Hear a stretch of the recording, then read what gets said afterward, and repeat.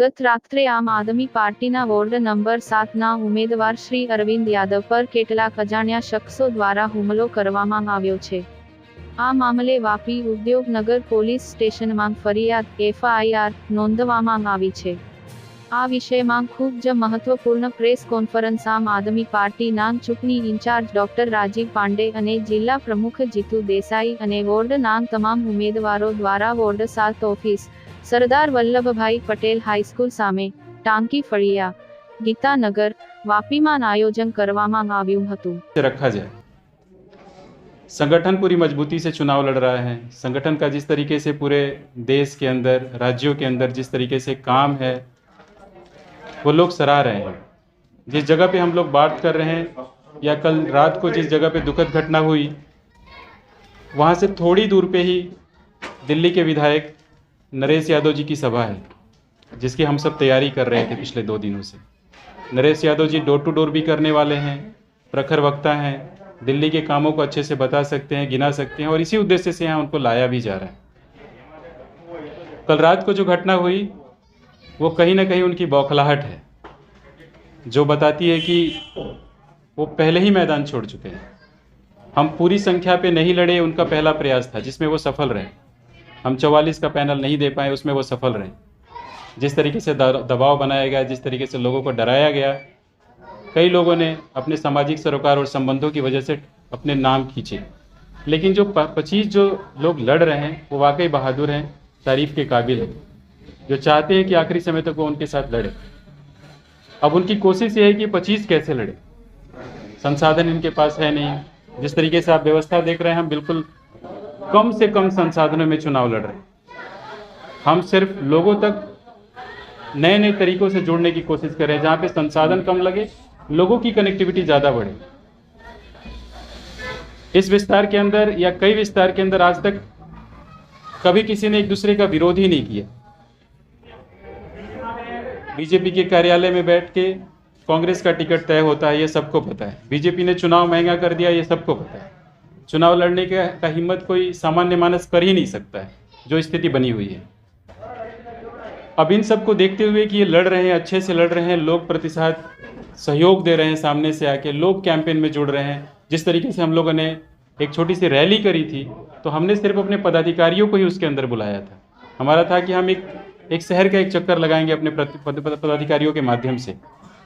लेकिन हुआ यूँ कि लोग जुड़ते गए, और वो संख्या कितनी थी मेरे को भी अंदाज़ा नहीं है, लेकिन एक बड़ा था। वो दूसरे पक्ष वाले कितने भी पैसा खर्च कर ले, उस तरह के रैली का आयोजन नहीं कर सकते, ये तो हम दावे के साथ कहते हैं।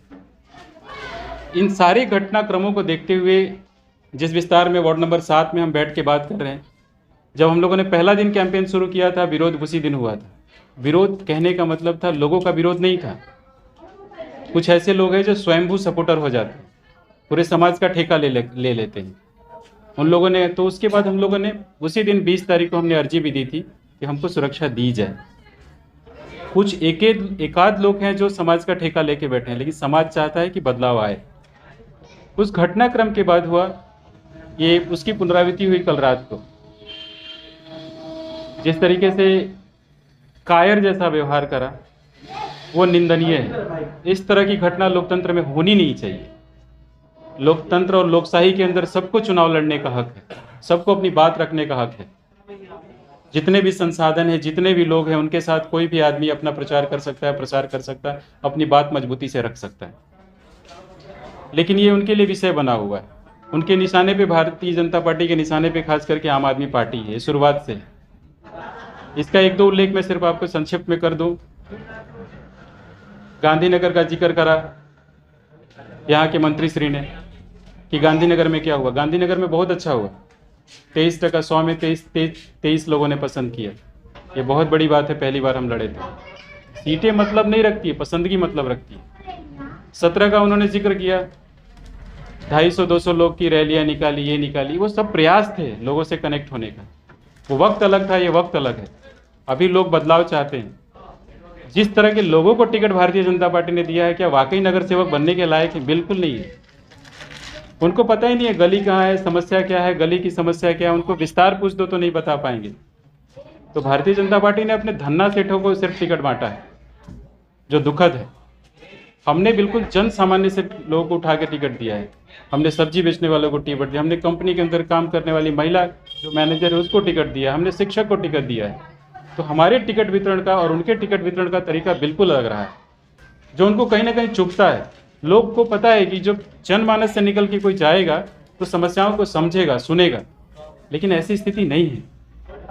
उनको लगता है कि वो आखिरी के 2-4 दिनों में चीज़ें कर लेंगे इधर उधर गलत तरीकों का इस्तेमाल करके, तो दुखद है। इस बार लोग बिल्कुल तैयार हैं और हम लोग शुरू से कहते आ रहे हैं कि ये चुनाव हम लड़ ही नहीं रहे हैं, ये चुनाव लोग लड़ रहे हैं, लोग बदलाव चाहते हैं। हमने लोगों के बीच से उम्मीदवार दिया है। मैं वापस लौट के आऊँगा कल की घटना पे। कल की घटना बहुत ही दुखद थी। इस तरह की घटना का लोकतंत्र में कोई वजूद नहीं है, कोई जगह नहीं है इसके लिए। आप अपनी बात रखिए, अपने तरीके से रखिए, अपने मुद्दों को उठाइए, आप संघर्ष कीजिए। आपने गलतियां करी है तो लोगों से माफ़ी मांगिए। घमंड और अहम के साथ चुनाव नहीं लड़ा जा सकता है, जो भारतीय जनता पार्टी का हथियार रहा है शुरू से। बिल्कुल निश्चित तौर पर हम कांग्रेस को तो गिन ही नहीं रहे। कल अब जब आप 4 रास्ते से अंदर की तरफ आते हैं तो कुछ कंपनियां हैं उसके कोने पे ही लौट रहे थे, उसी समय कुछ लोगों ने ये किया, हमला किया। कितने लोग थे? 2 लोग थे, बाइक पे थे। सॉरी, बाइक से थे? हाँ बाइक से थे, बाइक से थे। चोट भी आई है आपको? नहीं, चोट नहीं आई है, सिर्फ गाड़ी का कांच तोड़ा है और चोट से बचे। वो ईश्वर की कृपा थी कि उनको चोट नहीं लगी। कार में कौन-कौन सवार था? कार में 2 लोग थे, उनके एक साथी मित्र थे और वो थे। आपने बताया भाजपा नहीं चाहती, तो क्या चुनाव से पहले भी इस तरह का कुछ प्रयास था कि आपको? मैंने कहा कि जब हम 44 सीटों पे जब हमने पैनल रेडी किया तो कई तरीके के दबाव बना बना के उन लोगों ने, सामाजिक दबाव, पारिवारिक दबाव, व्यापार का दबाव, कई तरीके से काफ़ी लोग को उन लोगों ने परेशान करा, जिसकी वजह से बड़ी संख्या में लोग बैठे। आज हमारे कई उम्मीदवार हैं जो उनके साथ चुनाव लड़ रहे हैं, तो हमारी पसंदगी कहीं ना कहीं अच्छी रही होगी, तो ही हमारे वालों को उन लोगों ने अपने में जगह दी है निश्चित तौर पर। तो ये विषय रहा है। जहाँ पर ये हुई ये घटना, वहाँ का कोई सीसीटीवी फुटेज, पुलिस उसकी तफ्तीश करे। पुलिस का सराहनीय सहयोग रहा है। कल रात को भी सारे लोग उपस्थित थे, वो अपने हिसाब से तफ्तीश कर रहे हैं। हमारे पास जो डिटेल है हम उनको दे रहे हैं, वो भी बता रहे हैं क्या कर सकते क्या नहीं कर सकते। ऐसा हो सकता है कि पिछले साल जब आप खड़े थे तब जिन लोगों ने हमला किया वही लोग थे ये? इसका तो नहीं बताया जा सकता, इस तरीके से सटीक जवाब नहीं दिया जा सकता। लोग नहीं है, उकसाए हुए लोग। हम तो शुरू से कह रहे हैं कि ये चुनाव हम लड़ ही नहीं रहे हैं, ये तो लोग ही चुनाव लड़ रहे हैं। लोग के बीच प्रतिसाद नहीं है ना, पूरे कैंडिडेट तो आपने उतारा ही नहीं है। उससे सर मैंने पहले भी कहा सर, शुरू में शायद आप नहीं थे, कि हम लोगों ने तो अपना पूरा पैनल दिया था, लेकिन जिस तरीके से दबाव बना के कैंडिडेटों को बैठाया गया वो एक दुखद था। हमारे ही कई कैंडिडेट्स को उन्होंने टिकट दिए, कुछ कैंडिडेट्स को दूसरी पार्टियों ने टिकट दिए। उनके प्रेस कॉन्फ्रेंस करने का लास्ट ऑप्शन ये था कि बिल्कुल हम आखिरी चरण में हैं, 3 दिन हैं, हम 3 दिन इन चीज़ों में अपना बर्बाद नहीं करना चाहते। उनके लिए लास्ट के 3 दिन अलग माध्यमों से उसका इस्तेमाल करेंगे, हम अलग माध्यमों से करना चाहते हैं। फिलहाल तो ये वेस्ट ऑफ टाइम ही हुआ ना? नहीं, बिल्कुल नहीं सर, आपके माध्यम से हम लोगों से कनेक्ट होंगे।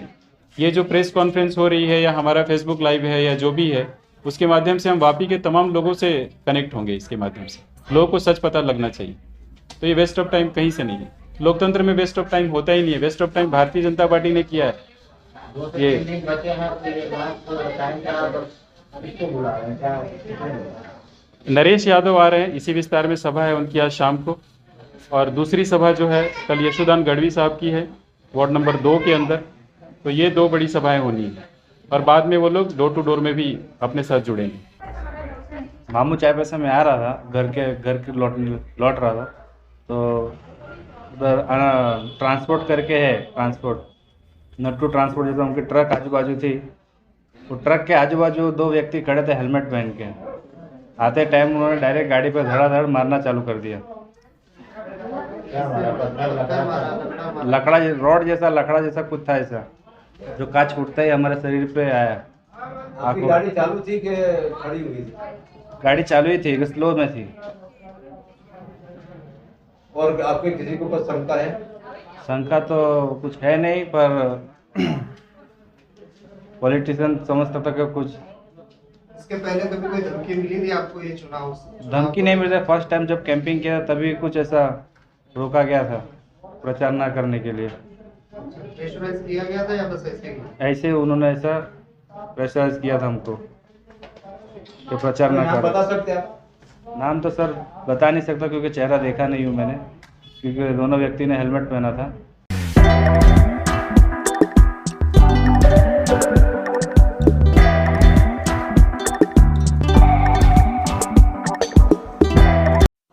સબસ્ક્રાઈબ કરો ચેનલને અને સાથે બેલ આઇકોનને પણ નવા લેટેસ્ટ અપડેટ્સ માટે જોતા રહો યુનાઇટેડ ફોર ઇન્ડિયા ન્યૂઝ।